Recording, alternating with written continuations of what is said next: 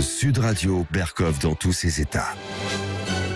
Nous sommes en guerre. Nous allons donc provoquer l'effondrement de l'économie russe. Ah, ça va me coûter combien? Nous vivons, et cela pas simplement depuis cet été, ces dernières années, la fin de ce qui pouvait apparaître comme une abondance. Il y a 2500 études dans le monde qui montrent que plus on travaille, plus on émet du carbone. Nous sommes dans une guerre hybride. Lâchez nos utérus. C'est un pas de danse, ça fait tellement du bien. Voilà, et vive la vie, et vive la vie. En attendant, évidemment, la guerre est là, les discours. Ce matin, Vladimir Poutine, évidemment, grand discours de réarmement moral, de réarmement matériel à l'égard du public russe, quoi. Bien sûr, à l'égard du peuple russe et des autres. Alors, avertissement, carotte, bâton, on va en discuter.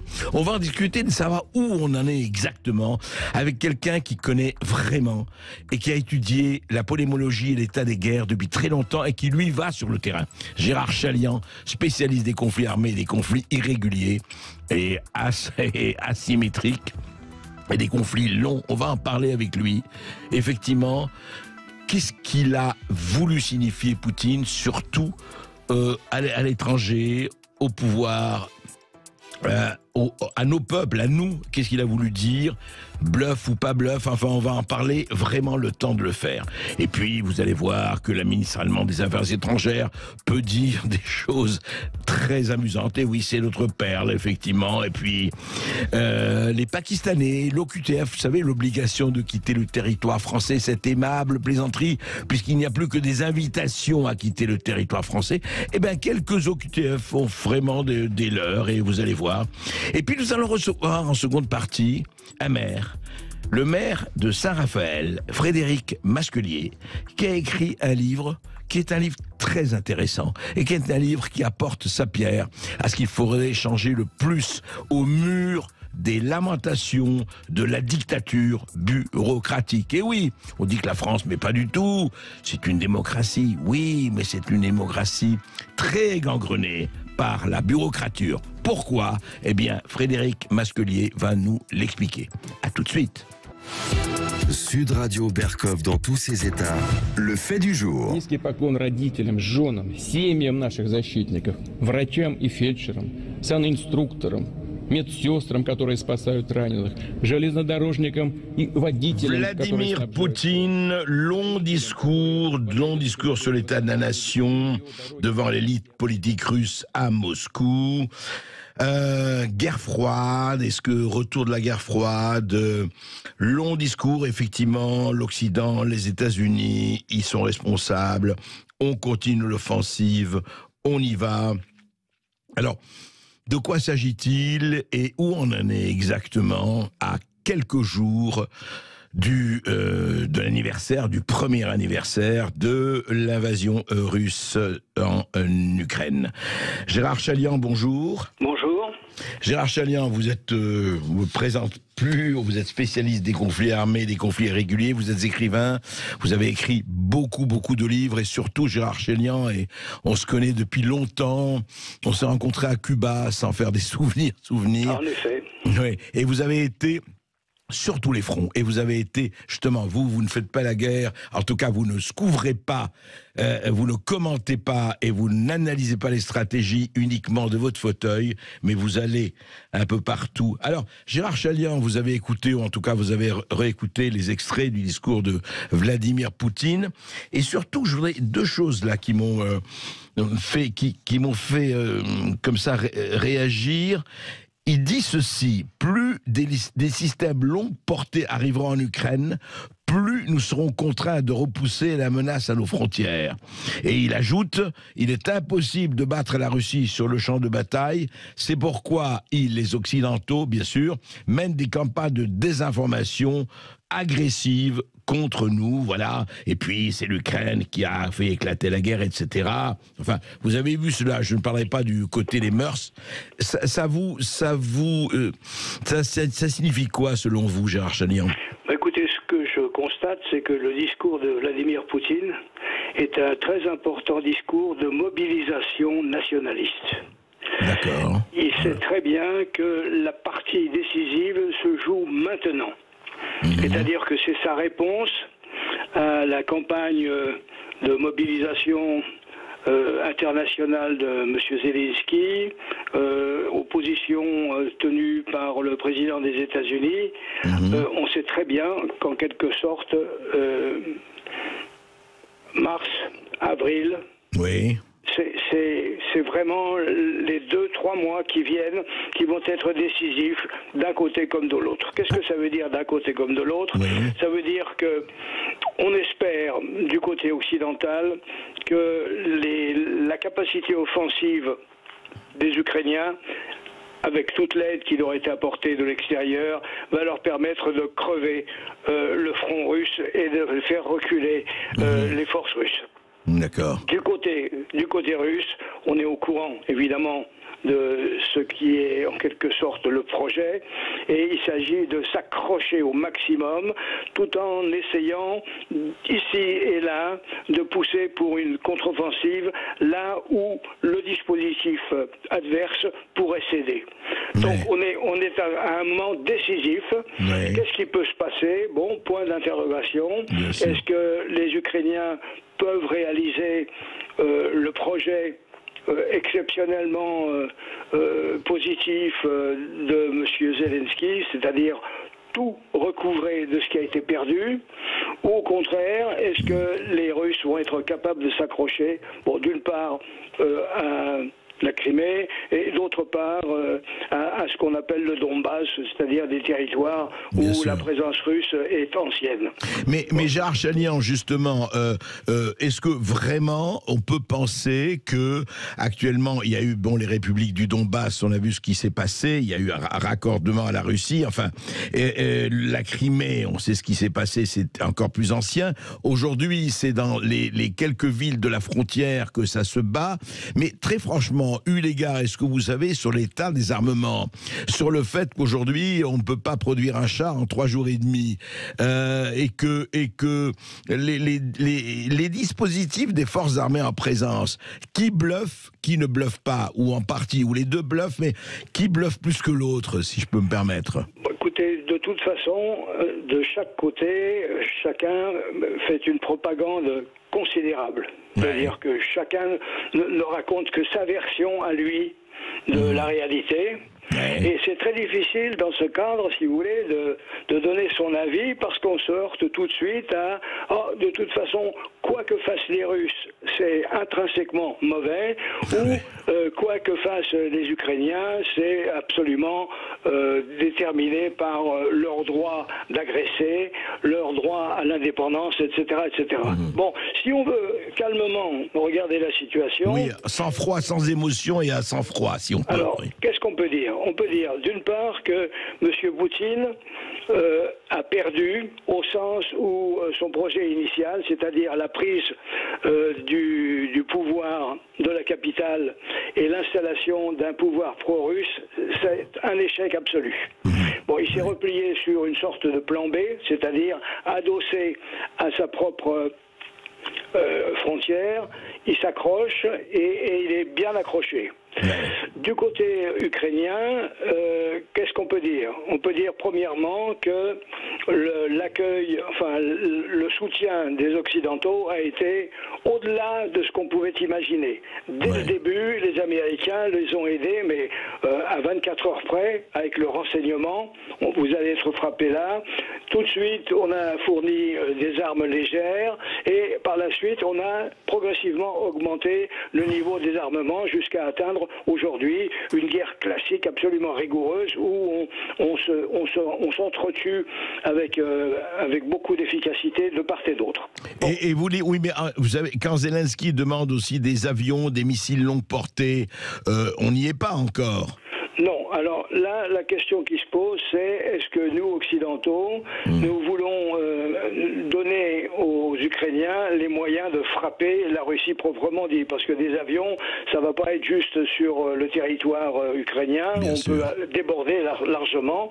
C'est-à-dire que, est-ce que nous voulons être entraînés dans une guerre? Mais oui, direct. Oui, voilà, véritable, au sens mondialisé? Non. Non, c'est-à-dire ce qu'on veut, c'est en quelque sorte affaiblir au maximum les Russes sans aller jusqu'à les pousser à l'extrême, c'est-à-dire jusqu'au moment où Vladimir se dit bon ben je dois frapper plus fort que ce qui est prévu. Bon, donc on veut éviter ça.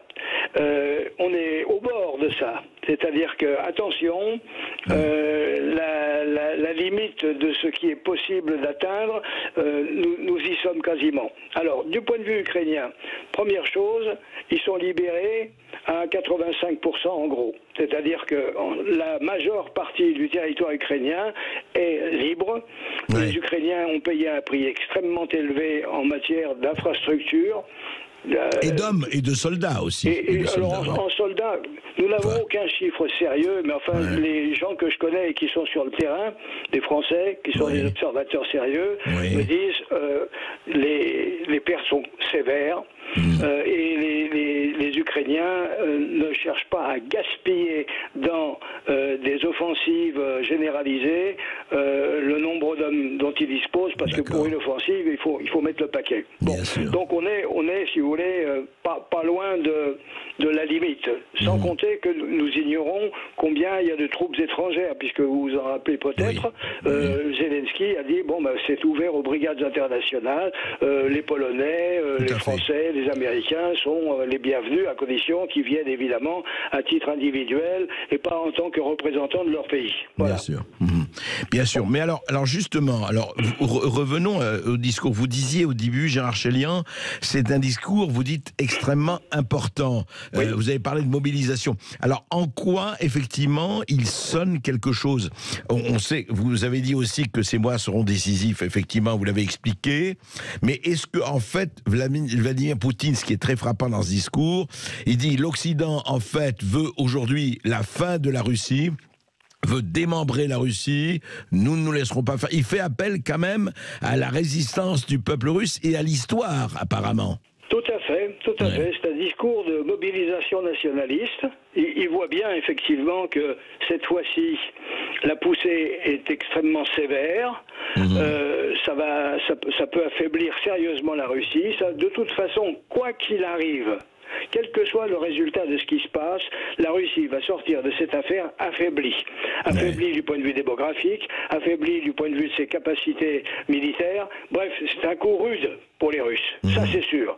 Donc il est en train de bander les énergies au maximum en disant attention les gars, cette fois-ci, c'est notre arme que nous risquons de perdre. C'est ça qu'il vend. Ouais, il vend la survie de la Russie, quoi. Voilà, c'est ça. Voilà. Et ça, évidemment, bon, quel que soit le peuple, ça touche. Hein. On vous dit, attention, c'est ton existence même dont nous parlons. Il ne s'agit pas simplement d'une victoire militaire qui s'ajoute à d'autres. Non, c'est la survie. Mais alors justement, Gérard Chelian, mondialisons un peu la géostratégie ici. Il y a quand même, la Russie n'est pas seule apparemment, enfin, avec ce qui se passe, je ne veux pas parler d'économie, de la dédollarisation, mais les témoignages de la Chine, du BRICS, etc. Est-ce que ça n'implique pas quand même que la Russie, quelque part, n'est pas seule? Est-ce qu'elle peut compter et militairement, économiquement, sur un certain nombre de puissances qui, pour le moment, se tiennent coites, plus ou moins, mais qui peuvent intervenir?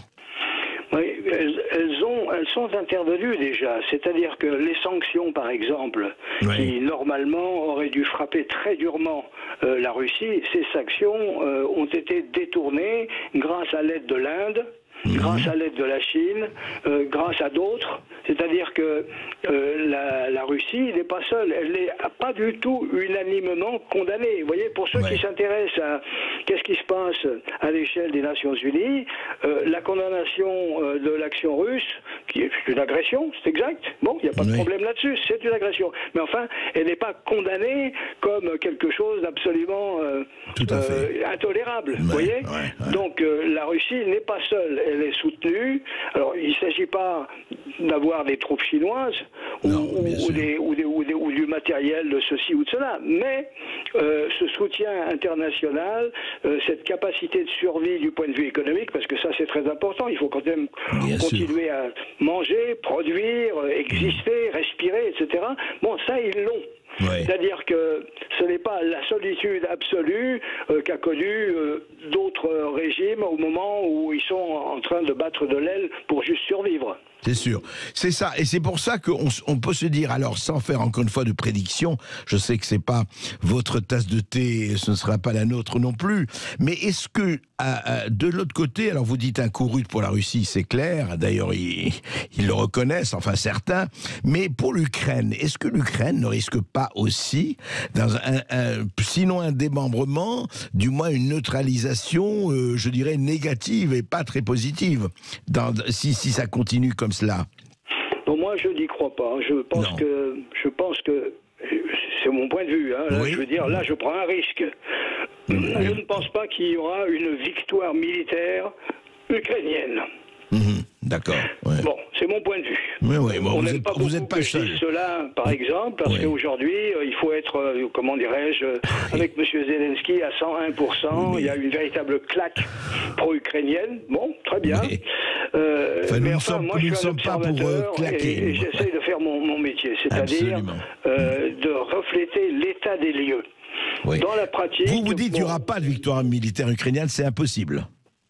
Je crois qu'il n'est pas possible de battre les Russes, c'est-à-dire de les foutre hors du pays complètement, de les écraser en quelque sorte, parce qu'en somme, démographiquement, nous sommes quand même dans un rapport de 1 à 4. C'est clair. Ouais. Ah oui, c'est-à-dire que les Russes perdent beaucoup de monde, d'accord, mais enfin, ils ont 4 fois plus de population que l'Ukraine. Bon, ils peuvent se permettre des choses que les Ukrainiens, justement, ont intérêt à éviter au maximum, vu le nombre qu'ils sont. Alors, d'autre part, leur indépendance, elle est en fait garantie. C'est-à-dire que jamais, et là j'insiste, l'Ukraine ne sera plus russe. C'est fini. Bon, le nationalisme existait déjà dès la Première Guerre mondiale, si c'est pas avant. Elle s'est construite dans les 30 dernières années de plus en plus, et cette guerre finit de la construire de façon absolument définitive. Bon, donc qu'est-ce qu'ils vont, comment dirais-je, ils vont, quand ils négocient, ils vont perdre une petite partie de leur territoire. Alors je peux pas vous dire combien. Pour l'instant, on est à 15%.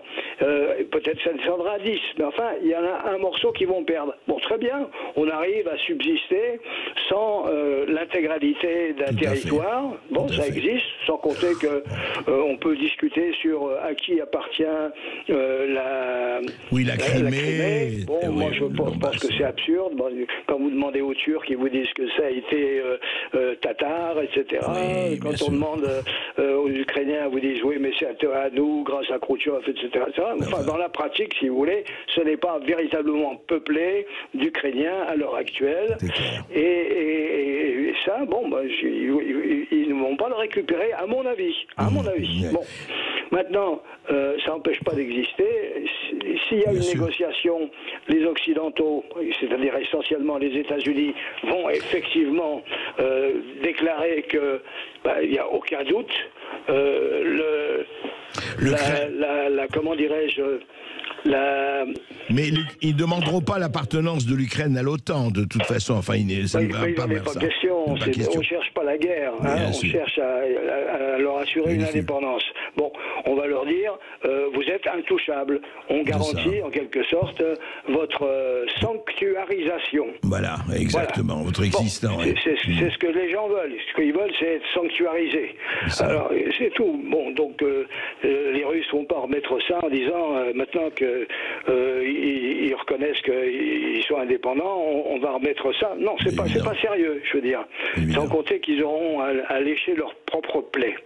Donc, en fait, on se demande pourquoi, avec tout ça, c'est ma dernière question, Gérard Chaliand, pourquoi personne ne parle de négociation en ce moment, ce qui est quand même, ça tombe sous le... Enfin, ce que vous dites, ce qu'on dit un certain nombre de gens tombe sous le sens, mais attention, personne ne veut négocier pour le moment. Vous allez me dire, c'est pas nouveau. Parce que vous en êtes au moment où on fait l'effort maximal pour essayer de l'emporter si qu'on peut. Vous voyez ce que je veux dire? Alors, à ce moment, au moment où vous dites, bon, on force le truc, on ne sait jamais, on peut peut-être en manger encore un gros morceau. Bon, il ne s'agit pas de dire, on est prêt à négocier. Mais ça n'empêche pas qu'il va falloir négocier un jour.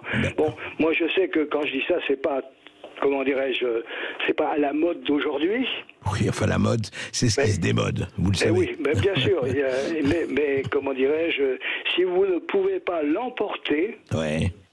il faut bien finir par négocier. C'est ça, la politique. Merci Gérard Chalian, merci de vos éclaircissements. Je vous en prie, c'est un plaisir. Sud Radio Berkov dans tous ses états. Les perles du jour. Ministre des Affaires étrangères. Alors on dit, mais de qui vous parlez? Eh bien écoutez, c'est dans la continuité de ce dont on parlait. Eh bien c'est Madame Babcock, qui est Madame Baerbock, pardon. Madame Baerbock est la ministre des Affaires étrangères de l'Allemagne. Et elle a été interrogée hier par MSI. Écoutez la question, je vous la traduirai, c'est très intéressant. C'est rapide, écoutez. You have been asked before, but I would still like to hear your answer. Is there any chance of Ukraine being safe in the long term if Vladimir Putin is still leading Russia? If he doesn't change by 360 degrees, no.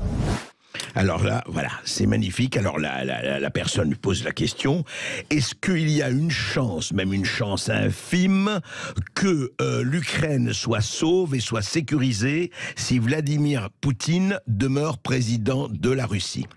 Et que répond la ministre des Affaires étrangères allemande, Madame Baerbock? Eh bien, c'est très simple. S'il ne change pas ses positions de 360 degrés, aucune chance. Alors, attendez, j'ai écouté ça. 360 degrés. Mais je rappelle que 360 degrés, et un enfant de 6 ans et demi le sait, eh bien, c'est de revenir à sa position actuelle. C'est si on change de position à 180 degrés, effectivement, on tourne le dos à son attitude d'aujourd'hui, mais 360 degrés, eh ben, c'est si Poutine reste Poutine tel qu'il l'a été ce matin. Madame Baerbock, il serait temps de retourner à la Schule et de se remettre à étudier peut-être un peu de, je ne sais pas, de géométrie ou autre. Parce que si vous menez la politique étrangère allemande et à 360 degrés, je ne sais pas si c'est la meilleure manière de subsister, chère Madame Baerbock. 360 degrés, eh ben voilà. Poutine peut se dire, eh ben l'Allemagne est avec moi. Sud Radio Berkov dans tous ses états. Là récemment, voilà, une histoire, France 2023, une histoire quotidienne, mais oui. Les gendarmes en Seine-et-Marne ont interpellé un Pakistanais de 30 ans au niveau du péage des Éprunes en Seine-et-Marne, comme je l'ai dit, alors qu'il transportait dans son fourgon 24 de ses compatriotes, quasiment tous en situation irrégulière. Voilà, ça s'est passé jeudi dernier. Un fourgon a été contrôlé par les gendarmes, 24 hommes à l'arrière. Et ben, ils n'y croyaient pas leurs yeux. Ils ont ouvert les gendarmes comme ça, banal contrôle routier sur l'autoroute A5, il n'y a pas de problème. Eh bien, 24 hommes entassés dans la manière la plus immonde et glauque possible, sans siège, véhicule en piteux état, etc., camion de l'horreur. Vaste réseau criminel, pakistanais âgé de 30 ans au volant en situation irrégulière, évidemment, au QTF, évidemment. Voilà, un petit réseau, et voilà, il se retrouve en train de balader dans ces fameuses routes de l'immigration, de la clandestinité, etc., etc., etc. Alors, le chauffeur est placé en garde à vue, voilà. Il faisait l'objet, je le rappelle encore une fois, de obligation de quitter le territoire français, cette belle plaisanterie. Il était en situation irrégulière sur le sol français depuis 6 mois. Voilà, ça se passe en France 2023, et je vous le dis, ce n'est même pas un fait divers, c'est du quotidien. C'est pas beau ça ? Tout de suite, le face-à-face du mardi 21 février avec Frédéric Masquelier, maire de Saint-Raphaël, pour son livre « La dictature bureaucratique ou la bureaucrature ». Vous nous appelez au 0826 300 300 pour participer à l'émission. A tout de suite sur Sud Radio. Radio. Les Français parlent au français. Les carottes sont cuites. Les carottes sont cuites. Sud Radio Berkov dans tous ses états. Eh bien, un bravo à la haute autorité de santé. On ne fait pas beaucoup de compliments à la haute autorité de santé. Eh bien, aujourd'hui, on fait et on les salue. Pourquoi? Écoutez. Sud Radio Berkov dans tous ses états. Une jolie nouvelle. Eh oui, la haute autorité de santé réfléchit, c'est déjà bien de réfléchir, à lever l'obligation vaccinale des soignants. Ce lundi, elle a ouvert là-bas une réflexion et on aura la réponse définitive à la fin du mois de mars, rapporte Le Figaro. Voilà. Et ça veut dire quoi? Ça veut dire que dans le contexte actuel, l'obligation vaccinale contre la Covid-19 pourrait être levée pour tous les professionnels visés. Vous savez, la vaccination obligatoire des soignants, eh bien, c'était obligatoire. On sait ce qui s'est passé. Pour ceux qui refusaient de se faire soigner, on le rappelle, on en a suffisamment parlé, de plusieurs milliers, voire dizaines de milliers de suspendus, complètement suspendus, avec interdiction de trouver un autre travail ou quoi que ce soit, donc sans un centime. Alors, la haute autorité précise, évidemment, et elle a raison de le préciser, pour elle, cette vaccination devrait toutefois rester fortement recommandée, en particulier pour les professions pour lesquelles une recommandation est en vigueur. Mais voilà, concertation publique d'1 mois. Eh bien, ça veut dire que à la fin mars, si effectivement la haute autorité de santé répond positivement au fait que fin de la vaccination obligatoire pour les soignants et pour tous les autres, pompiers et compagnie, eh bien, écoutez, il n'y aura aucune raison pour ne pas réintégrer tous les soignants et tout le personnel, d'ailleurs, non vaccinés. Je rappelle quand même que la France est le dernier pays d'Europe à ne pas avoir réintégré les non-vaccinés. Et je rappelle aussi simplement que c'est intéressant, bon, ils prennent le temps de la réflexion, je trouve que c'est très bien. Mais je rappelle quand même que la mise en place de l'obligation vaccinale le 15 juillet 2021, demandée par la Direction générale de la santé. Bien, quand elle a été demandée, cette mise en place le 15 juillet 2021 par la Direction générale de la santé, la haute autorité de santé avait répondu par la positive le jour même. Le jour même, c'était vendu. Là, on prend le temps. Écoutez, bon, pourquoi pas, le temps de la réflexion. Je ne sais pas si la nuit porte conseil. On verra si les journées portent conseil. Mais voilà. En tout cas, c'est une bonne chose. Ça va dans le bon sens. Et il fallait le saluer.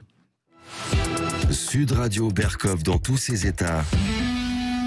Le face-à-face. Vous êtes bien dans le face-à-face du mardi 21 février avec Frédéric Masquelier, maire Les Républicains de Saint-Raphaël, pour son livre « La dictature bureaucratique » ou la bureaucrature, pardon. Bonjour Frédéric Masquelier. Bonjour. Bonjour Monsieur le maire, écoutez, votre livre nous a fait plaisir, m'a fait plaisir. Je dois dire que tout ce qui va à l'encontre de, effectivement, la dictature bureaucratique, ou ce que vous appelez la bureaucrature, oui, on a beaucoup parlé de démocrature, assez souvent, et avec une préface de David Lisnard, votre livre. Mais votre livre, moi, ce qui m'a vraiment touché, c'est que vous mettez du doigt, et vous êtes un homme de terrain, d'ailleurs, vous êtes avocat, je rappelle, de métier. Vous racontez très bien cela et vous pointez du doigt ce que j'appellerais une société à irresponsabilité illimitée. Est-ce que ce n'est pas ça un peu aussi la bureaucratie? Une société à irresponsabilité illimitée, Frédéric Masquelier? Oui, tout à fait. La bureaucratie, c'est un pouvoir. Et c'est vrai qu'en démocratie, le pouvoir, normalement, doit appartenir au peuple et à ses représentants. Et lorsque j'ai réfléchi à cet ouvrage, c'était parce que je me posais la question de savoir comment un agent de bureau d'une préfecture ou d'une sous-préfecture pouvait finalement avoir plus de pouvoir qu'un maire ou même un président de département ou un président de région sans avoir la responsabilité, puisque les élus sont responsables, puisque nous pouvons ne plus être réélus, notamment si nous avons fauté ou si nos concitoyens ne souhaitent plus nous faire confiance. Et c'est un peu ce système qui tourne à l'envers, où on s'aperçoit que des personnes qui ont un statut, une immunité, puisqu'une des particularités de la bureaucratie, c'est d'être effectivement irresponsable. Et vous avez non seulement l'emploi à vie qui participe, mais vous avez aussi toute une série de lâcheté, de manque de courage, qui font que ceux qui ont des responsabilités, les chefs, on peut les appeler comme ça, ne les assument pas, avec une tendance à tout mettre sous le tapis, à ne pas parler de ce qui peut fâcher, à ne pas chercher à déplaire. Avec finalement le seul responsable, ça reste le citoyen ou le contribuable ou l'usager. Oui, mais Frédéric, service auquel ils peuvent attendre. Exact, Frédéric Masquelier. Mais le paradoxe est absolument savoureux, si l'on peut dire, parce que d'un côté, on pourrait dire que les maires et les élus pourraient aussi se dire, et c'est humain. Je ne dis pas que c'est bien, mais c'est humain, en disant attendez, moi si je veux être élu, faut que je fasse attention à mes constituants, que je fasse la part belle à celui-ci, à telle communauté, à tel pouvoir, à tel groupe de pression, etc. Alors que ces bureaucrates dont vous parlez, qui justement emploient à vie, ça devrait être eux qui devraient résister notamment aux pressions, puisque leur risque de se faire débarquer est beaucoup moindre que le risque des élus. C'est un sacré paradoxe, ça. C'est un d'autant plus grand paradoxe qu'à l'origine, le système avait été justement conçu pour contrôler les élus. Voilà. Considérant qu'au 19e siècle, il s'agit d'une grande instabilité gouvernementale, on considérait que les élus étaient des incapables, ils étaient corrompus et qu'il fallait absolument pouvoir contrôler ces gens-là. Et pour les contrôler, il fallait mettre des fonctionnaires, c'est-à-dire des gens compétents qui avaient réussi des concours et qui avaient comme contrepartie de pouvoir faire carrière. Et c'est justement sur ce point-là que le paradoxe peut peut-être trouver tout son sens, c'est qu'à travers la notion de faire carrière, ils ont le même défaut qu'on peut reprocher aux élus, c'est-à-dire de vouloir rester en place quoi qu'il arrive. Et donc on retrouve à travers ce système bureaucratique tous les petits travers, toutes les petites lâchetés, comme je pouvais l'évoquer, qui fait que les fonctionnaires ont acquis un grand nombre des défauts qu'on pouvait reprocher aux élus à l'origine. Oui, et c'est ça qui est tout à fait... Et d'ailleurs, vous en parlez très bien en Entre Libre. On va prendre des exemples parce que justement, vous êtes un homme de terrain. Mais vous citez, par exemple, ces décisions assez hallucinantes. Vous parlez, par exemple, vous savez, le masque à la campagne ou au bord de la mer, par exemple. Mais et puis d'autres décisions. Mais en fait, qu'est-ce qui encourage, qu'est-ce qui fait que cette culture je dirais, c'est nous qui décidons, c'est nous qui choisissons, est-ce que on se dit les élus passent et nous, bureaucrates, nous restons. Donc effectivement, les élus peuvent parler un peu, bon allez, on va les supporter pendant quelques années, les maires ou autres, et puis après ils ne seront plus là, donc on va continuer à vaquer à nos occupations ou à nos désoccupations. Est-ce que c'est ça? Est-ce que c'est une culture de l'inertie agissante? Je pense que oui. D'ailleurs, lorsque j'ai fait ce livre, mon éditeur m'a dit vous êtes sûr, et notamment dans le choix du titre, que vous allez mettre ça, parce que je vous rappelle que vous êtes maire en exercice et président d'une agglomération. Donc, ce n'est pas après les fonctions que je fais ce constat, c'est ce que je vis tous les jours. En se disant, tiens, vous risquez d'avoir des mesures de rétorsion qui risquent de vous arriver. Et en plaisantant, je dis, ça veut dire que le titre sera d'autant plus justifié. Mais on constate qu'effectivement, il y a une espèce de propension à vouloir absolument contrôler les élus, parce que la bureaucratie est un pouvoir, il faut le rappeler. Et donc, comme tout mécanisme de pouvoir, vous avez cette volonté de pouvoir rester, puis également de ne pas prendre de risques. Et c'est pour ça que dans la culture bureaucratique, vous avez l'excès de précaution qui devient l'immobilisme, où on risque moins à ne pas faire qu'à faire. Et donc, le non devient le principe, alors que ça devrait être le oui. Donc, vous avez également le maintien des situations acquises, de plus en plus de règles qui étouffent pour protéger, pour surveiller, pour contrôler. Vous avez un système qui est aujourd'hui totalement sclérosé. On va en parler après cette petite pause. Frédéric Masquelier, c'est très intéressant, c'est même passionnant. Il faut savoir que c'est un des pouvoirs du mal français, un des facteurs du mal français. On en a d'autres, mais celui-là, la bureaucrature, on en parle tout de suite après cette petite pause. Et vous êtes témoin, vous vivez la dictature bureaucratique, vous nous appelez au 0826 300 300 pour interpeller Frédéric Masquelier. À tout de suite sur Sud Radio. Les Français parlent au français. Je n'aime pas la blanquette de veau. Je n'aime pas la blanquette de veau. Sud Radio Berkov dans tous ses états. Et je ne suis pas le seul, le maire de Saint-Raphaël, lui aussi, est à juste titre dans tous ses états. Frédéric Masquelier, la dictature bureaucratique ou la bureaucrature, aux éditions Herman. Un livre, je dirais, roboratif. Mais je voudrais, monsieur le maire, que vous nous donniez quelques exemples que vous avez vécu ou auxquels vous avez assisté ou que vous avez entendu voilà, je ne dirais pas d'absurdité, mais d'excès ou de dérive bureaucratique. Vous avez le domaine de l'écologie et de l'environnement, qui est un domaine de prédilection où pour pouvoir faire des travaux d'intérêt général, et je prends souvent celui de la lutte contre les inondations, donc pour empêcher que des personnes subissent la destruction de leurs biens ou encore des atteintes à leur vie, on se constate qu'il faut des années de dossiers et de procédures, puisque l'administration prend effectivement son temps, avec des préconisations qui sont détachées de la réalité. On est tous très attachés à la biodiversité, à la vie de lézards ou encore d'autres reptiles ou insectes. Oui. Mais il y a à un moment donné une hiérarchie aussi à faire dans les priorités. Et l'administration, comme elle est extrêmement cloisonnée, comme les bureaux fonctionnent qu'à travers leur logique, et finalement, vous n'avez pas d'arbitre au-dessus parce que personne ne prend les décisions et tout se vaut. C'est un autre trait de la bureaucratie. Mais on constate qu'il suffit du refus d'un seul bureau pour pouvoir empêcher un dossier d'avancer ou de se concrétiser. Vous avez également le domaine de la justice, puisque je suis avocat, qui est tout le monde, il vaut mieux une mauvaise transaction qu'un bon procès, c'est un adage, mais qui a sa réalité, puisque là aussi ça prend des années. Vous constatez qu'il y a toute une série de pratiques judiciaires dont on ne parle jamais, mais comme la possibilité de renvoyer votre dossier sine die.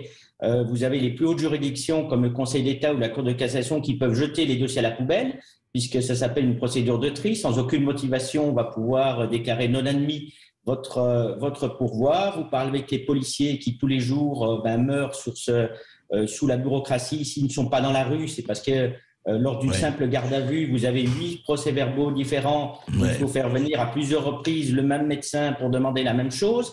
Et même lorsque vous avez le langage qui est maîtrisé par le policier, il faut faire venir des interprètes. Et en tant que président d'un hôpital, alors là, je pense qu'on a atteint des sommets dans ce domaine-là, où vous avez les normes, vous avez un ensemble d'intervenants que personne ne connaît, mais qui a tout chacun a son mot à dire, avec personne qui est responsable et des comportements effectivement qui font que le patient est très très éloigné. Et il est même parfois rare qu'on évoque le sort du patient lorsque vous en discutez au sein d'un conseil de surveillance. C'est clair, et le patient meurt guéri, comme on disait chez Molière. Ce qui est étonnant dans ce que vous racontez dans votre livre, Frédéric Masquelier, vous le racontez et on a l'impression que cette espèce d'état, je dirais, gazeux, moi ce qui m'a absolument frappé, je pense que je ne suis pas le seul, c'est que, eh bien écoutez, il y a l'administration, et ce qu'un certain gouvernement n'a pas trouvé de mieux, c'est de le doubler, c'est-à-dire que comme ça ne marche pas, on prend par exemple McKinsey et les autres cabinets de conseil. Est-ce que c'est une mesure à votre avis dont l'efficacité est prouvée? En tout cas, ça s'explique. C'est effectivement, je pouvais avoir la même appréhension que vous. Pourquoi, alors qu'on a déjà tout ça sous la main, on doit recourir à des tiers extérieurs? Oui. C'est tout simplement parce que le gouvernement n'a pas confiance dans sa propre administration. Et pourquoi? N'ayant pas confiance dans sa propre administration, on va recourir à des tiers. Et des tiers qui sont également producteurs et qui concourent à la production des normes et à la surveillance de ces normes, parce que ces mêmes grands cabinets d'audit sont souvent les certificateurs. Certificateurs auprès d'organismes internationaux ou auprès de banquiers. Et donc, les bonnes notes que l'on peut avoir nous permettent d'avoir des emprunts à des taux qui sont aussi beaucoup plus intéressants. Donc, on s'aperçoit que tout ce système à l'extérieur s'est développé parce que le gouvernement, qui pourtant a tout fait ces dernières années afin de pouvoir encore donner davantage de pouvoir à cette administration avec une hyper-centralisation, est amené effectivement à recourir à des tiers de confiance pour mettre en place les politiques publiques. Donc, on paye deux fois ici encore dans ce domaine. Oui, c'est ça. C'est encore le contribuable qui est. Mais dites-moi alors, pour parler un peu trivialement, donc le gouvernement ne peut pas virer des administrateurs défaillants. C'est pas possible. Aucun gouvernement, je ne parle pas de celui-là spécialement, qui soit de droite, de gauche, du centre ou d'ailleurs. Un gouvernement ne peut pas virer une partie de ses administrateurs. On limoge ou on déplace, vous pouvez, mais comme il y en a tellement à tellement d'endroits, et le problème de la bureaucratie, c'est que tout le monde se tient. Et donc, quand tout le monde se tient, lorsque vous déplacez quelqu'un, il faut évidemment faire extrêmement attention par rapport au fait que vous pouvez ouvrir une boîte de Pandore qui fait que l'effet du déplacement peut parfois être plus douloureux que le soin que vous comptiez y apporter. Moi, je cite cet exemple. J'ai participé pendant près de 10 mois au Beauvau de la sécurité. Vous aviez le préfet de police de Paris qui était présent, l'ancien, à côté du ministre de l'Intérieur. Il ne semblait pas y avoir une entente cordiale entre les deux, mais néanmoins, il était présent. Il n'a pas participé au débat et puis je m'en étais étonné. Il y avait un député de la majorité qui était présent et je ne comprenais pas vraiment cet attelage qui ne fonctionnait pas. Et il me rappelle en me disant « Mais qui nomme le préfet de police de Paris ?» Je lui dis « Le président de la République ». Il me fait « Ben voilà, tu as tout compris ». C'est-à-dire que vous avez également des gens qui sont en place, pas forcément pour servir celui qui en a besoin, le ministre, mais pour contrôler le ministre de l'Intérieur afin de pouvoir rendre compte directement au président de la République ou à l'Élysée. Et donc, on est dans un système où tout le monde se tient, finalement, et donc celui qui peut paraître inutile pour l'un, voire néfaste pour l'autre, peut être très avantageux pour un tiers. Et donc, il est évident que pour faire évoluer ce système, il faudra beaucoup de courage et je pense qu'il faut changer les règles, parce que si on ne change pas les règles, évidemment, on aboutira au maintien de tout cela avec beaucoup d'hypocrisie. Mais alors, monsieur le maire, non mais je veux dire, ça, vous parlez de bon sens, mais pour changer, alors qui va changer les règles sinon le politique? Est-ce que le politique, et vraiment pour se poser la question, encore une fois, toute tendance confondue, le problème n'est pas là, est-ce qu'il a la colonne vertébrale, le courage ou la possibilité ou l'audace de changer les règles? Parce que si lui ne change pas les règles, qui va les changer? Vous avez certaines règles qui sont assez faciles à changer. La question de l'emploi à vie, c'est un statut qui est à modifier, donc ça permettrait aussi de changer un certain nombre de comportements dans un grand nombre de domaines de la fonction publique. On peut conserver l'emploi à vie dans l'armée ou dans la police ou encore dans la magistrature ou dans d'autres secteurs. Il ne s'agit pas de l'enlever partout. Il y a également une véritable discussion à l'égard du pouvoir judiciaire et on pourrait en parler dans la mesure où vous constatez qu'aujourd'hui on a véritablement un troisième pouvoir, lui-même producteur de normes et lui-même irresponsable. Et jusqu'où il faut aller dans la mesure où vous avez le pouvoir judiciaire qui détricote ce que fait le législateur. Il suffit de voir la jurisprudence du Conseil constitutionnel. Puis, je crois que c'est François Mitterrand qui disait que l'État s'était construit par le haut, mais qui peut se déconstruire également par ce même haut et que c'est le bas aujourd'hui qui peut le reconstruire. Je pense qu'il est absolument nécessaire d'avoir une décentralisation massive. Pourquoi? Pour rapprocher les décisions de ceux qui sont au plus proches des citoyens, la proximité. De ceux qui sont responsables. Et donc, vous avez une décentralisation très importante, une réforme du statut et également éviter que tout échappe aussi à des échelons supranationaux où vous avez pour le coup une bureaucratie européenne ou encore d'autres organismes qui est encore beaucoup plus surdéveloppée que la nôtre. Oui, mais justement, ce que vous dites, c'est peut-être pas un travail d'Hercule, monsieur le maire. Enfin, c'est un travail énorme. Regardez, par exemple, mais vraiment pour être très, très concret, qui va proposer, par exemple, et je suis d'accord avec vous, il ne s'agit pas de supprimer l'emploi à vie pour un certain nombre de catégories de travail ou de métiers. Mais enfin, déjà ça, est-ce que ça a une chance telle que ça existe? Ou alors il faut passer par le référendum? Et attention, on ne parle plus de référendum, hein. Depuis 2005, va des rétros satanas. Qui va proposer ça? Et comment? Mais c'est la question du courage politique. On a pris des décisions beaucoup plus impactantes dans l'histoire. Si on regarde les décisions prises en 1958... oui, 58. Oui, mais vous avez un changement de constitution, vous avez la réforme de la politique monétaire avec le nouveau franc. Enfin, je ne vais pas égrener tout ce qui a pu être fait. Non, mais nous sommes d'accord. Vous prenez 80 avec François Mitterrand. Bon, je conteste l'effet d'un certain nombre de décisions qui ont pu être prises, mais vous avez des décisions impactantes qui ont été votées à ce moment-là. Donc, il faut déjà des hommes politiques qui ont un véritable programme. Et si on regarde les dernières présidentielles, on peut constater qu'on discute simplement des marges avec des débats qui sont bien en deçà des enjeux futurs d'ailleurs, qui ne sont jamais évoqués. Et comme ils ne sont jamais évoqués, ils sont confiés à la bureaucratie. On n'a jamais eu un débat sur l'écologie, on n'a jamais eu un débat sur la question des libertés avec le numérique. Enfin, un grand débat. Ce sont des questions souvent accessoires par rapport à d'autres... On fait des conseils citoyens, mais c'est autre chose. Enfin, bon. Tout à fait, on n'écoute pas les gens. Ouais. Donc, et la question de la décentralisation, il faut arrêter avec cette hypercentralisation qu'on retrouve à travers le vote de la loi, qui de manière permanente ne font que renforcer la bureaucratie étatique. Et il faut prendre garde notamment avec le numérique et j'attire l'attention, c'est pour ça que le terme de dictature est me semble tout à fait justifié, c'est que le numérique, c'est justement l'hypercentralisation. Bien sûr. Puisque les données sont concentrées au niveau central.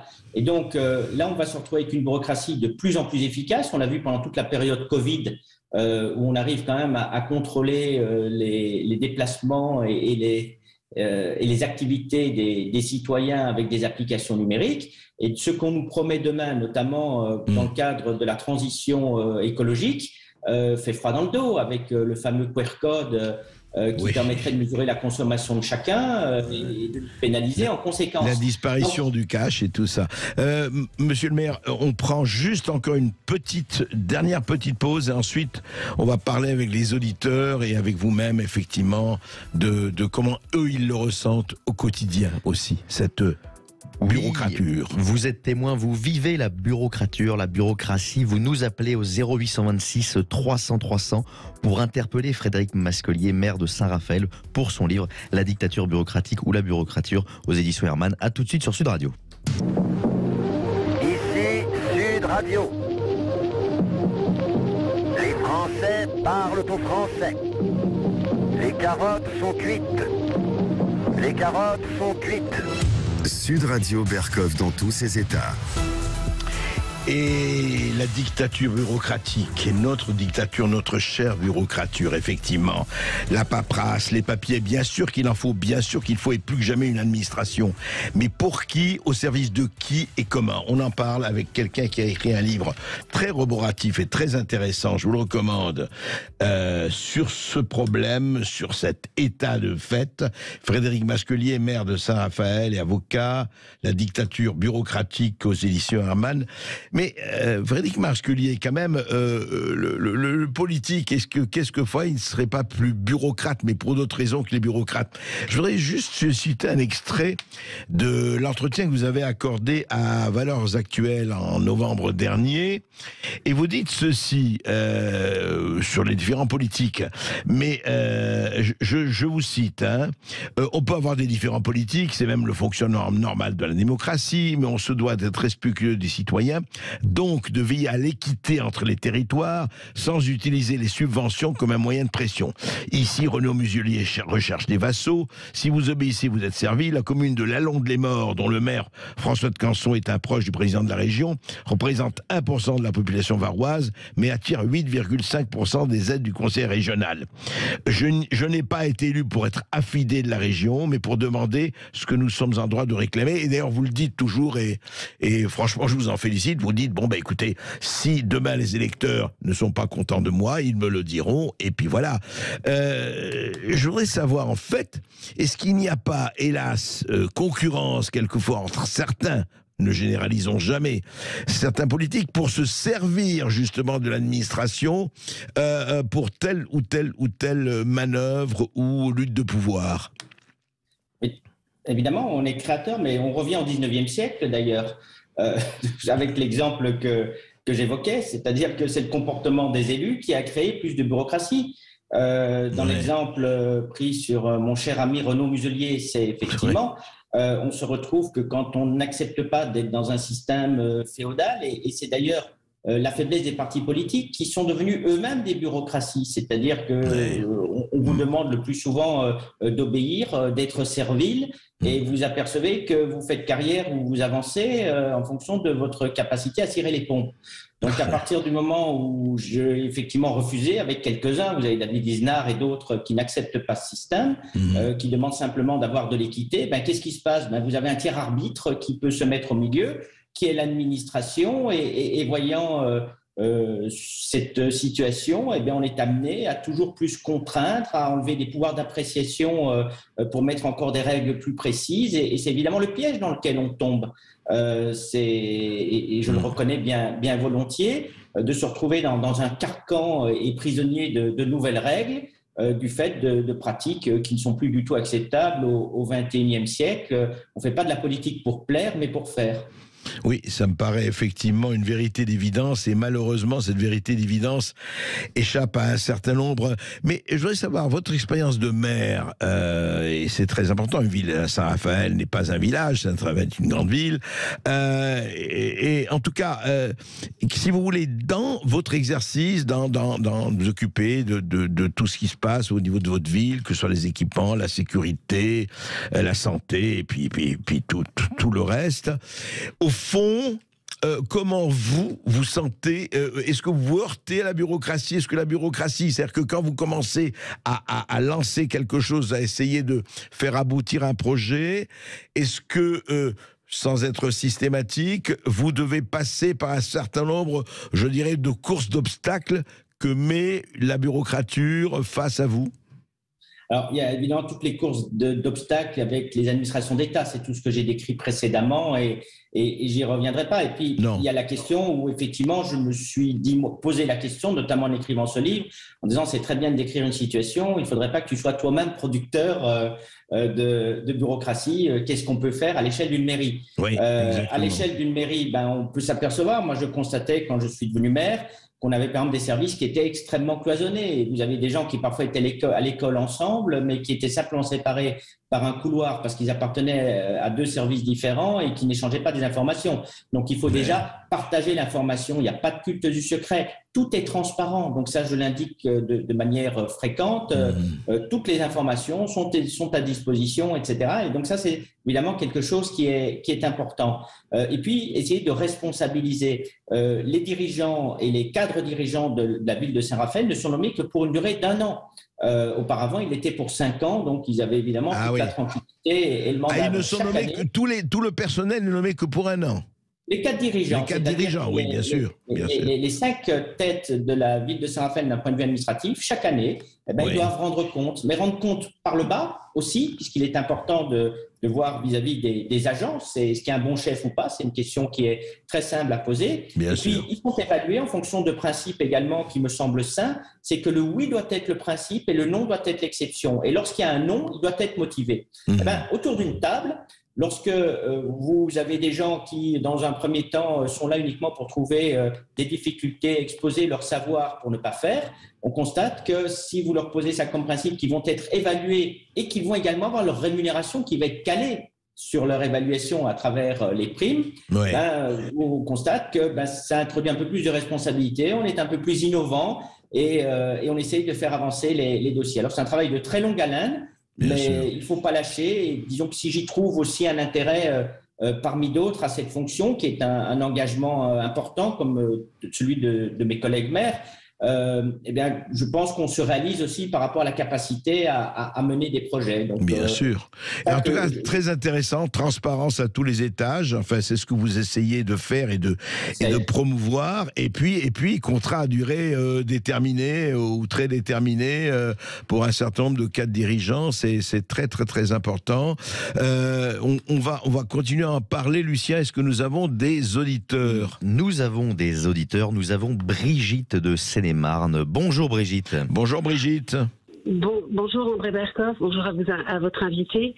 Voilà, moi je voulais juste vous informer de quelque chose de kafkaïen aussi avec l'administration. Oui. Je suis adulte handicapé, donc je mets une carte d'adulte handicapé sur la voiture, une carte de stationnement. Oui. Et normalement, quand cette carte est sur le véhicule, vous ne devez pas avoir d'amende, c'est pas payant, vous ne devez pas aller prendre de tickets à l'horodateur. Oui. Il se trouve que maintenant les voitures qui passent sont des voitures avec des scanners qui mettent en relation les tickets de stationnement qui ont été pris avec les plaques d'immatriculation. Ça, c'est dans les grandes villes. D'accord. Ce qui fait que régulièrement, on prend des amendes parce qu'en fait, ils se déplacent plus à pied, ils font pas le lien. Ils scannent, Voilà. Et donc, du coup, on prend des amendes qu'il faut évidemment payer parce que si vous les payez pas pour les contester, le problème, c'est que c'est la machine qui s'emballe.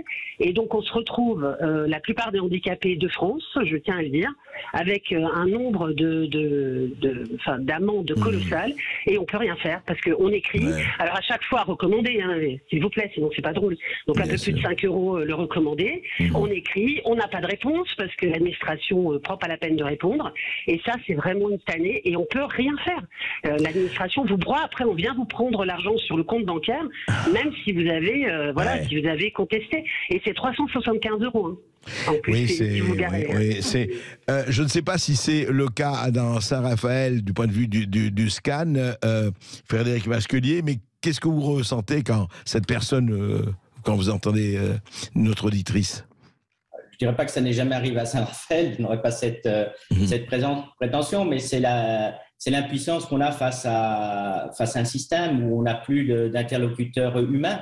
Et il faut conserver l'humanité, il faut avoir des gens auprès des guichets aussi qui puissent répondre, qui puissent individualiser aussi pour ne pas avoir toujours la lettre type, on vous répondra en temps voulu, auquel on ne répond pas. Je crois que c'est ça. Et puis, vous avez également tellement de strates aussi dans les administrations, c'est jamais à qui s'adresser. Et je crois que ce que dit cette dame, c'est une logique de système qui a largement pris le pas sur l'humain.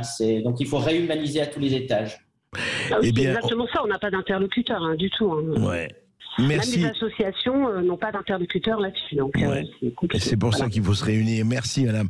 Lucien. On va tourner une rapide page de pub et on va continuer de vous recevoir, chers auditeurs, au 0826 300 300. Vous pouvez interpeller Frédéric Masquelier pour son livre La dictature bureaucratique ou la bureaucrature aux éditions Hermann. À tout de suite sur Sud Radio, 0826 300 300. Sud Radio. Les Français parlent au français. Je n'aime pas la blanquette de veau. Je n'aime pas la blanquette de veau. Sud Radio Berkov dans tous ses états. 13h43 sur Sud Radio, vous êtes dans le face-à-face avec Frédéric Masquelier pour son livre La dictature bureaucratique ou la bureaucrature. Vous continuez de nous appeler au 0826 300 300 pour participer au débat. Et on accueille Stéphane du Lot-et-Garonne. Bonjour Stéphane. Oui, bonjour Stéphane. Bonjour André, bonjour à votre invité. Je voulais donner un exemple concernant ma situation personnelle, mais avant tout, je voulais répondre à l'auditrice précédente. Ça me choque ce qui se passe pour les handicapés, ce qu'elle a décrit. Il me semble qu'elle est victime d'un abus, d'un traitement automatisé. Et ça, c'est sanctionné par la loi informatique et liberté, donc peut-être qu'elle pourrait attaquer sous cet angle-là. Écoutez, je pense qu'elle nous écoute et qu'elle vous écoute. Oui, alors dites-moi votre cas, alors à vous, Stéphane. Moi, je suis consultant indépendant, j'ai donc une société unipersonnelle, je suis seul actionnaire, je suis un one-man band, comme on dit. Et donc, j'ai eu, au moment du Covid, juste avant le début de la crise Covid et du confinement, un avis de contrôle de l'URSSAF. Ce contrôle a été annulé parce que tout le monde était passé en télétravail, il ne pouvait plus le faire, et j'ai été donc recontrôlé récemment. Et en fait, ce qui me choque, c'est que le courrier qui vous informe du contrôle, c'est que on vous dit, c'est pour garantir une saine, enfin, j'ai pas les termes exacts, mais une saine concurrence entre les acteurs économiques. C'est-à-dire que moi, en tant que consultant, je ferais peut-être éventuellement de la concurrence déloyale à McKinsey, par exemple. Vous voyez, donc, et derrière, on vous redresse sur quelque chose qui n'a rien à voir avec une problématique de concurrence. Voilà. Oui, Frédéric Masquelier, effectivement, là, ça fait encore partie du tsunami bureaucratique. Ça, voilà, on crée des lois, des contre-lois, des décrets, des contre-décrets, des règlements, des contre-règlements, et puis un certain nombre de gens, ils sont des millions à se retrouver gros gens comme devant.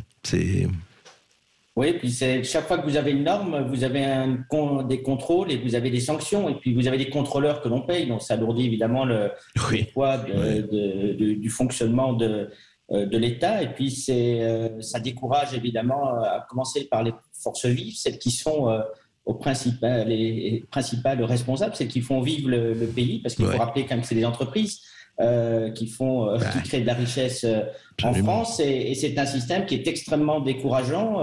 Les médecins vous le disent aussi, quand ils passent 1h30, 2 heures par jour à devoir remplir des papiers en devenant eux-mêmes des agents de la sécurité sociale. Effectivement, monsieur est auto-entrepreneur, donc c'est un dispositif un peu plus simplifié, mais néanmoins vous avez un certain nombre de contrôles qui interviennent, et Et le problème de l'automatisation, je crois que c'est le lien aussi entre ces deux auditeurs, c'est que vous avez un contrôle qui est très efficace. Donc on passe d'une bureaucratie inefficace à une bureaucratie beaucoup trop efficace. Et c'est tout le rapport à la liberté aussi. C'est la liberté d'entreprendre, la liberté de faire.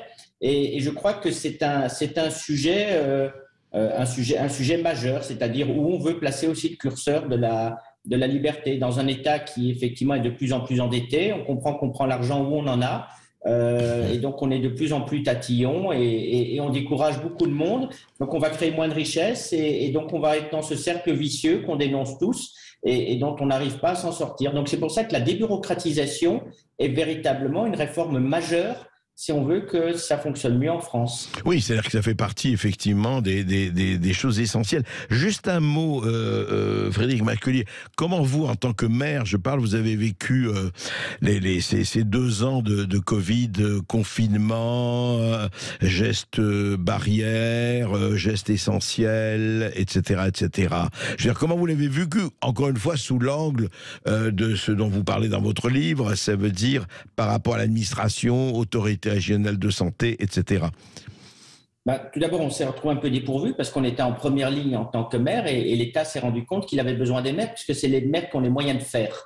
Et de mettre en place, ne fût-ce que les centres de vaccination, de faire contrôler les règles, etc. Donc, on était évidemment au milieu de tout cela. Alors, si je dois en tirer 2-3 enseignements, il y a un aspect où on est un peu moins fier. C'est vrai que, notamment lors du premier confinement, que je distingue du reste, parce qu'on était véritablement dans l'incertitude, mais à faire appliquer notamment les attestations de déplacement où vous aviez des mamies qui pouvaient être verbalisées parce qu'elles avaient oublié de leur faire leurs attestations pour sortir leur chien. Bon, je ne suis pas très fier d'avoir envoyé la police municipale pour faire contrôler les déplacements, mais ça, c'est pour le premier confinement. Je pense qu'on peut prendre tous un peu de recul par rapport à l'incertitude qu'il y avait. Et puis après, c'est l'ensemble des protocoles qu'il a fallu faire appliquer. Moi, je me rappelle des discussions avec les enseignants qui me disaient, monsieur le maire, ce fameux protocole de 60 pages pour la rentrée scolaire, on ne peut pas interdire de prendre dans ses bras un enfant de 3 ans. Ou les protocoles sanitaires qui expliquaient à un médecin expérimenté comment est-ce qu'il fallait procéder à une injonction pour du vaccin. Donc c'est toutes ces règles aussi où vous aviez une administration aussi qui paniquait par rapport au risque. D'ailleurs, on pourrait parler encore de la judiciarisation derrière tout ça. Oui, bien sûr. Vous avez de nombreuses poursuites qui ont été engagées. Le principe de précaution. Oui. Voilà, donc le juge se met en plus au milieu de toute cette histoire. Donc, je le ressens comme l'ensemble de nos concitoyens. Je pense qu'il faut qu'on ait un véritable retour d'expérience sur ce sujet, pas seulement des commissions d'enquête qui ont pu être faites pour monter du doigt, mais pour le coup, il faudrait une véritable réflexion. Je crois que de nombreux philosophes commencent à s'y pencher aussi.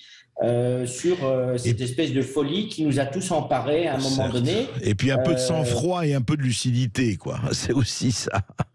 On s'est auto-empêché, on se crée nous-mêmes ses propres... Le modèle de l'attestation, j'y reviens, mais on remplissait des attestations pour dire je peux sortir 5 minutes de chez moi, mais pas plus de 500 mètres. Enfin, c'est un vrai... Ça fait sourire effectivement avec du recul, mais... mais c'est vrai que c'est... Avec un esprit critique. L'esprit critique. Et après, si on doit être juste, parce que j'ai beaucoup évidemment critiqué la bureaucratie, on a aussi des bureaux qui fonctionnent et qui font que vous avez un État qui a continué à fournir aussi des droits. Et c'est ça tout le problème de la bureaucratie aussi, c'est qu'on constate aussi qu'elle est nécessaire dans une société où vous avez 10 milliards d'individus, qu'il faut loger des gens, qu'il faut nourrir des gens, qu'il faut les soigner. Et donc, c'est véritablement arriver à distinguer entre ce qui est nécessaire et ce qui est utile, et puis ce qui est excessif. Et ce qui est excessif et inutile, parce qu'il y a aussi des choses inutiles, mais c'est tout le problème de chacun, du politique, etc. On va en reparler, mais je crois qu'on a un auditeur ou une auditrice. Oui, on remercie Stéphane, et on va à Nice avec Hubert. Bonjour. Ah, et ça a coupé avec Hubert, donc on va prendre Philippe à Cherbourg. Bonjour Philippe. Bonjour Philippe. Bonjour André, bonjour Masculier. Alors je vous confirme, moi je suis dans une zone de Normandie où, et c'est à touche pas qu'à la Normandie, les maires ont perdu la main, c'est-à-dire que vous avez donc des communautés de communes. Donc comme disait monsieur Masculier, je confirme, il n'y a plus de curage de fossés, donc vous avez l'hydraulique qui débordent de partout. Alors ça touche à la fois le particulier, dont vous vous retrouvez avec des maisons les pieds dans l'eau, mais aussi des terres agricoles qui sont plus gérables et plus cultivables. Tout ça parce que vous avez la police de l'environnement, ou la police de l'eau, monsieur le maire doit connaître, avec un mariage qui se fait de bon droit, avec une poussée, puisqu'il y a eu des élections, et donc vous avez une grosse poussée écolo, qui a permis à certains maires notamment, ou d'autres d'accéder à certains postes. Il y a ça, il y a un point qui me paraît aussi, alors là, je demande à ce que le maire, monsieur Masculier, confirme. Il me semble qu'il y avait des maires qui avaient donc payé ou qui payaient des agents d'État parce qu'ils ne faisaient pas les 32 heures ou 35 heures par semaine qu'on leur demandait. Est-ce que ça vous parle, ça, André ? Des 32 heures ou des 35 heures, c'est-à-dire quoi? On les payait pour quoi? Pour remplir leur fonction? Ben non, pour faire les heures qu'ils devaient faire, parce qu'ils étaient à moins de 32 heures par semaine. Intéressant. Tiens, on va demander ça. Alors, j'avoue que j'ignorais ça. Je crois qu'il y avait le maire de Poissy qui l'avait fait, je crois d'ailleurs. Eh bien, écoutez, c'est intéressant. Ubu is alive and well and living in France, pour parler anglais. Frédéric Masculier, est-ce qu'on a ce problème justement de décisions non prises et surtout d'actions avec ce regroupement des communes et tout ça? C'est pas votre cas à vous, à Saint-Raphaël, mais est-ce que ça ne pose pas le problème aussi du pouvoir des maires? Oui, parce qu'on éloigne de plus en plus le pouvoir de décision, et c'est un sujet. Et puis, c'est surtout les normes impersonnelles, parce que ces normes impersonnelles qui sont prises au niveau central enlèvent beaucoup de liberté aux maires. Et ça, c'est un véritable sujet, d'autant plus qu'à travers cette logique de normes, on peut voir que c'est aussi l'égalité et son verset négatif, l'égalitarisme qui apparaît. Dans la mesure où vous avez la protection de l'ensemble des minorités et le mouvement wokiste, vous allez voir aussi, je ne vais pas faire le prophète dans ce domaine-là, mais ça commence déjà, va évidemment s'emparer de la bureaucratie pour faire de plus en plus de distinctions de type identitaire et sous-identitaire. Ah bah oui, on en parle souvent, cela, oui. Bah oui, avec des illustrations absurdes. Une nouvelle règle, de nouveaux droits donne une nouvelle administration. Et avec de nouveaux contrôles. Et donc, c'est un système, effectivement, qui ne fonctionne plus que pour lui-même, où le citoyen est quantité négligeable. Et l'égalité devient, dans ce cas-là, je l'affirme, l'ennemi de la liberté.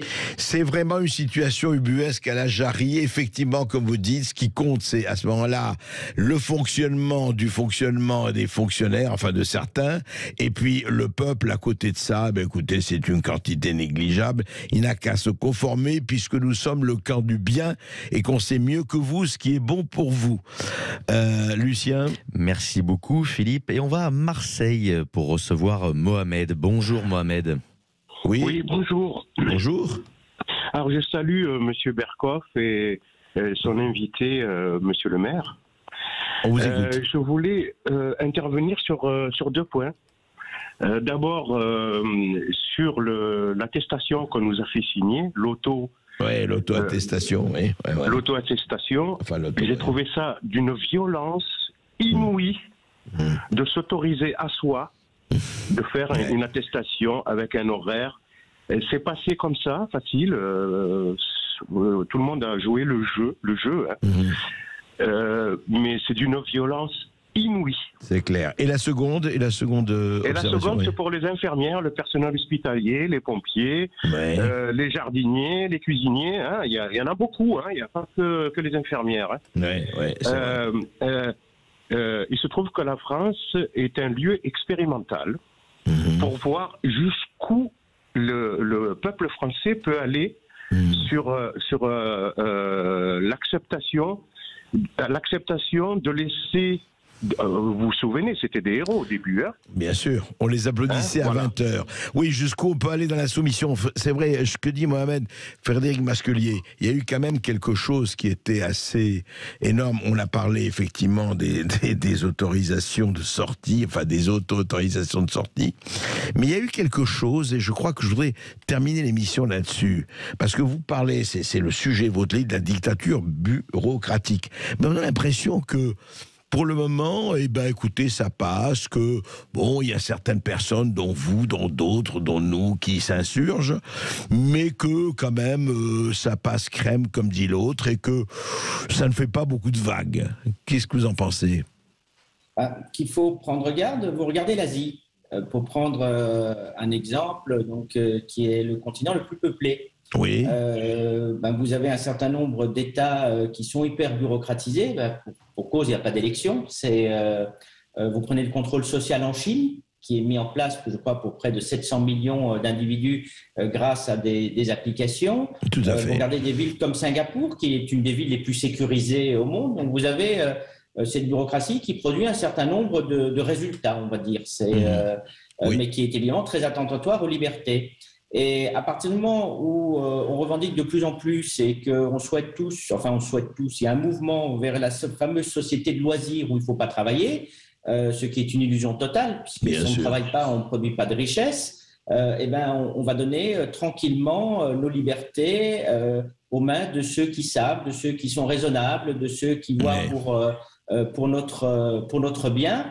Et il faut y faire très attention parce qu'on voit des prémices de ce contrôle social dans beaucoup de domaines, et notamment dans le domaine écologique et environnemental, où on nous impose une sobriété parce qu'on a fait des erreurs dans les années passées en fermant des centrales nucléaires, où on change nos modes de consommation, on les oriente. Et donc là aussi, c'est peut-être moins violent que l'attestation.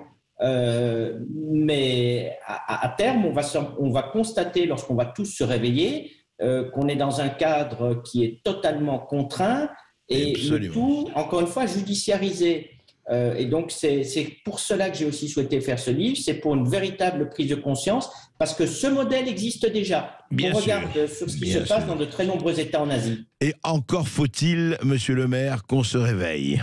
Et ce sera, vous y contribuez, et il faudrait que beaucoup y contribuent. Merci. C'était le face-à-face du mardi 21 février avec Frédéric Masquelier, maire de Saint-Raphaël, pour son livre « La dictature bureaucratique » ou « La bureaucratique » aux éditions Hermann. À tout de suite l'émission de Brigitte Lahaye, à tout de suite sur Sud Radio.